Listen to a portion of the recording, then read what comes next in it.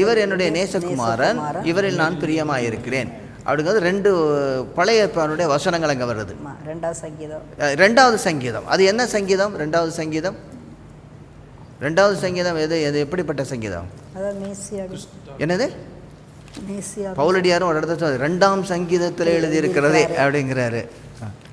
அவருக்கு ரெஃபரன்ஸோட கலினா சொல்கிறாரு. 2ஆம் சங்கீதம் எதன சங்கீதம்?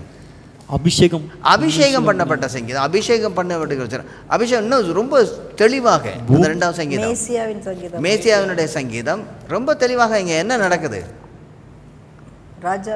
ஒரு ராஜா தன்னுடைய ராஜகுமாரனை அபிஷேகம் பண்ணக்கூடிய ஒரு சங்கீதம். இது ரொம்ப தெளிவாக நீங்கள் எடுக்கிறாங்கன்னா இது மேசியாவினுடைய சங்கீதமாக எடுக்கிறார்கள். கர்த்தர் தன்னுடைய மேசியாவை அபிஷேகம் பண்ணுகிறார். நீர் என்னுடைய குமாரன் சொல்லும்போது 2வது சங்கீதத்திலேருந்து எடுக்கிறாரு. நான் உண்மையில் பிரியமாக இருக்கிறேன். அந்த வசனம் எங்கேருந்து வருது?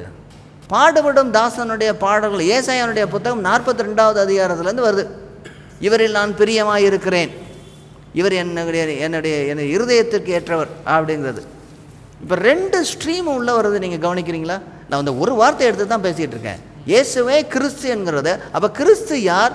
அவர் அபிஷேகம் பண்ணப்பட்ட ராஜா. 2வது சங்கீதம். அவர் பாடுபடும் தாசன், ஏசாயானுடைய புத்தகம்.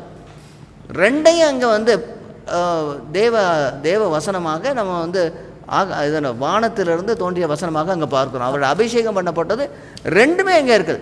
அதாவது இயேசு கிறிஸ்துவாக அங்கே இவரே கிறிஸ்து என்று சொன்னார் என்றால் அவர் வந்து பாடுபடும் தாசனாகவும் இருக்கிறார், ராஜாவாகவும் மேசியாவுடைய ராஜாவாகவும் இருக்கிறார். 2மே அதில் இருக்குது.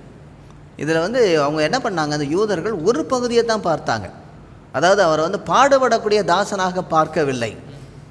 அவர் என்ன ராஜாவை மட்டும்தான் பார்த்துட்டு இருந்தாங்க.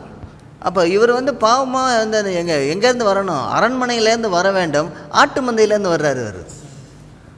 அதனால வந்து அவர் ஏற்றுக்கொள்ளவில்லை. இன்னும் ஏற்றுக்கொள்ளவில்லை. ஒருத்தர் வருவார்னு சொல்லி பார்த்துக்கிட்டு இருக்காங்க.